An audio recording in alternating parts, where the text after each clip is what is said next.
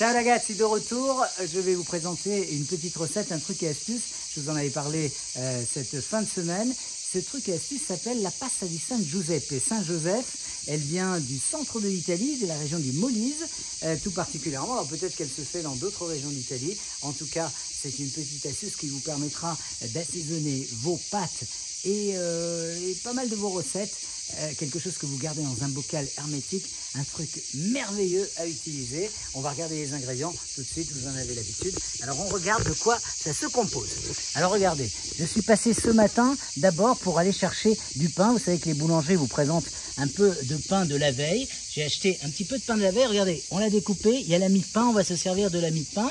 Vous avez les pâtes, on va choisir là des bucatini, ce sont des gros spaghettis énormes. Trouvez, sel, poivre, voilà, sel, poivre, et puis persil, ail et de l'huile d'olive. C'est super simple, c'est super bon. On va le faire ensemble. Vous allez voir pas à pas les étapes de la recette. A presto. Alors ragazzi, on vous a présenté les ingrédients. Je vais vous dire un petit peu comment on commence. Alors on commence bien sûr avec le pain. Et le pain, on a sélectionné. Alors sachez, vous pouvez le faire tous. Vous allez dans votre boulanger, vous lui demandez si c'est possible le pain de la veille. Alors moi j'ai trouvé une boulangerie formidable qui me prépare le pain de la veille et qui me le fait payer presque rien puisque sinon il était voué à être jeté. Et donc ce pain de la veille, il est là, je vais vous le montrer. Alors regarde Flavie, tu me montres. Alors vous le coupez, j'ai acheté voilà, c'est 3 pagnottes pour 1 €, donc c'est super, donc ça coûte pas cher et si vous savez j'adore ça. On l'ouvre, voilà je l'ai coupé et on va prendre toute cette mie de pain qui a qui est un peu durcie évidemment. Mais c'est très très bon pour la recette. Donc toute cette mie de pain, on va l'enlever. Et puis on va la mettre là, dans un bol qui est là. Et cette mie de pain, on va la travailler. On va la couper en petits morceaux et on va la passer au mixeur. Parce qu'au mixeur, ça va nous donner comme une espèce de, allez, je dirais un couscous. Et on va le travailler comme un couscous. Et ensuite, on va la repasser à la poêle. Vous allez voir, c'est la prochaine étape. Rendez-vous dans quelques instants. Alors ragazzi, on vous a présenté les ingrédients, vous les avez vus, c'est très simple et vous allez voir, vous allez vous régaler. Alors on commence par quoi? Par le pain. Le pain, la petite astuce, c'est évidemment, il faut faire très attention à ça, c'est très important. Le pain, c'est une ressource d'énergie, de nourriture mondiale, il ne faut pas la gâcher. Alors j'ai choisi et faites-le vous aussi, vous allez dans vos boulangers, vous leur demandez le pain de la veille. Normalement, ils le jettent, vous allez, voilà, moi j'ai payé 3 grosses pagnottes pour 1 €. Gardez ce pain, il est formidable, il est encore très très bon et vous pourrez le réutiliser, mais on a besoin de la mie de pain. Alors la mie de pain, regardez, on va s'approcher un petit peu de ces mie de pain, vous voyez, elles sont très très belles, j'en ai coupé une. On l'ouvre, à l'intérieur, il est un petit peu plus sec, mais c'est très très bon. On va lui enlever la mie de pain, ici et là, on va utiliser les 3 pagnottes. Et on va mettre la mie de pain, ici, dans ce récipient, parce qu'on va le séparer. Vous savez, comme le couscous, on va en faire un petit peu des petites parties. Et on va même le mettre dans un mixeur qui est là, pour en faire de vraies petites granules. C'est très important. C'est la première étape. C'est la première étape de la recette, puisqu'ensuite on va le repasser à la poêle et vous allez voir, on va les assaisonner et vous allez pouvoir le conserver pour assaisonner différentes pâtes.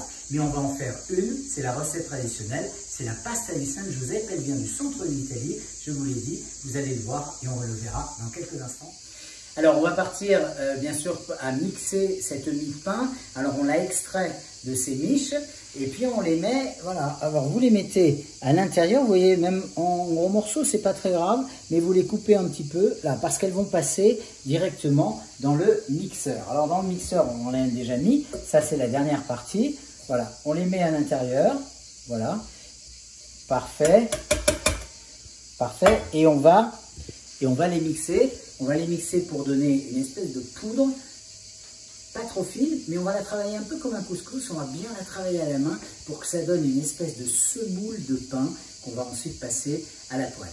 Ok? À tout à l'heure. Alors je vais vous montrer ce que ça a donné. On a donc passé au mixeur la mie de pain qu'on a extrait de nos miches de pain. Regardez ce que ça a donné, je vous l'avais dit, ça ressemble à du couscous. Regardez comment c'est bien, c'est fin. On va encore le travailler un petit peu pour que vraiment qu'il n'y ait pas de grumeaux. Mais regardez, c'est sublime. Ça nous permet avec du pain de la veille d'avoir une mie de pain comme un couscous. On va les passer on va le passer à la poêle avec, vous l'avez vu tout à l'heure dans les ingrédients, de l'ail, du persil, de l'huile d'olive. On y ajoutera, vous verrez, un dernier moment, un petit peu de piment juste pour la couleur.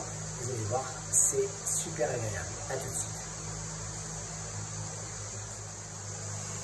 Alors on est parti, on a mixé cette mie de pain et puis on en a fait un petit peu de la semoule. On l'a travaillé un petit peu avec les doigts pour que ça devienne vraiment une petite semoule fine. Regardez ce que ça donne dans la poêle. Alors, vous voyez, ça donne une petite semoule et le feu est très doux en dessous. Et là, on va la faire cuire pour la faire un petit peu dorée, croustiller. Il faut la tourner sans cesse en permanence. Tournez-la sans cesse en permanence, ne lâchez pas le feu, c'est très important parce que ça peut brûler très rapidement. Donc faites attention, quand c'est doré, on va l'assaisonner et le repartir. On se retrouve dans quelques instants pour l'assaisonner. Alors on y est, regardez, ça commence, regardez, juste à dorer un petit peu, ça commence à durcir, ça commence à devenir un petit peu croquant. Alors quand c'est à cette étape-là, voilà, vous voyez comment c'est fluide. Voilà.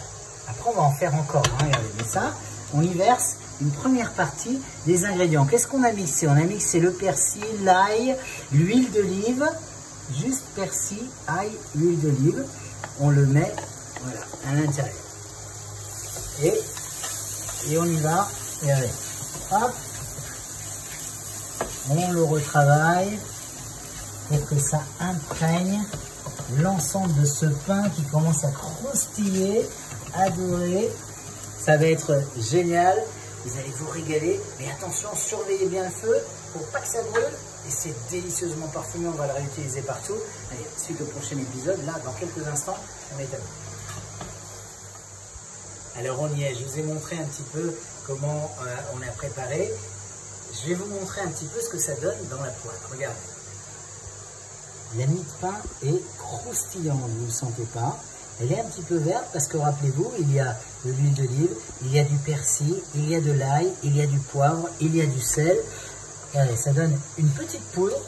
Alors là, elle est un petit peu huileuse. On va la passer sur un papier absorbant. Ça va absorber tout et ça va sécher complètement pour donner ça. Qu'est-ce qu'on va ajouter maintenant? On va ajouter une pièce principale. Alors bon, je vous la montre parce que c'est Pepedine, voilà, ça vient vraiment du cœur de l'Italie, ça a été fait avec des piments séchés au soleil et ça donne une petite poudre rouge. Regardez, un petit piment doux, hein, c'est absolument pas piquant, c'est comme un paprika mais c'est du piment doux et on va le mettre, regardez, on va le saupoudrer juste un petit peu pour cette couleur sublime et on va mélanger tout ça. Donc voilà, on va mélanger tout ça et ça va nous servir à saupoudrer. Alors pas seulement les pâtes que l'on va faire, des bucatini que vous avez vu tout à l'heure, mais ça va vous servir à agrémenter tous vos plats de pâtes, vos petits poissons, vos viandes. Vous le mettez dans un bocal, on va voir, hermétiquement fermé. Vous pouvez le réutiliser pendant des mois. Vous prenez une petite poignée, une petite cuillerée et vous parsemez. C'est croustillant, ça donne un croustillant à tous vos plats et ça donne un croustillant délicieusement parfumé, donc je vous invite à le faire et on va vous montrer un petit plat de présentation tout à l'heure, donc restez en ligne avec nous, je vous embrasse. Voici le petit truc et astuce, la pasta di San Giuseppe. Alors ragazzi, je ne peux pas m'empêcher de vous montrer, et je ne sais pas si vous allez l'entendre, comment c'est croustillant.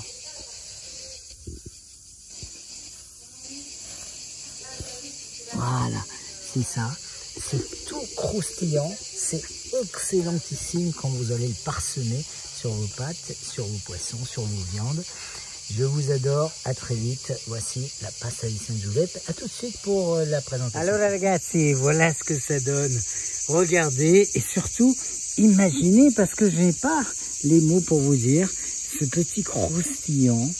C'est très agréable, c'est croquant en bouche, c'est absolument merveilleux. Bucatini, vous les voyez, ces petits spaghettis énormes, je ne sais pas si vous allez les trouver, en tout cas cherchez bien, ça en vaut la peine. Je vous embrasse, vi abbraccio forte. Ecco la pasta di San Giuseppe, Saint-Joseph, une spécialité du centre-sud. C'est très croustillant, mais surtout utilisez cette petite composition croustillante pour parsemer eh bien, vos pâtes, vos poissons et vos viandes. J'ai rajouté un petit piment doux. Vous n'êtes pas obligé, vous pouvez le faire sans. Mais en tout cas, ça donne juste de la couleur. Et pour la vidéo, c'est bon. Je vous raconte pas du goût. J'adorerais vous avoir tous à la maison pour que vous puissiez goûter ça. Ciao à tutti, ciao ragazzi. Con à la table Nico, c'est pour vous. Ciao. Bon, et je vous mens pas, regardez, c'est fini. Elle se régale. Flavie, notre caméraman. C'est trop bien. Lola qui est là, elle se régale, c'est trop bon, elles ont tout terminé. On n'a pas fini, voilà. Il en reste encore parce qu'on va les mettre dans un petit bocal. Elle n'aime pas les pâtes, mais elles adorent ça. Ok les filles, bon appétit. Ciao. Ciao à toutes.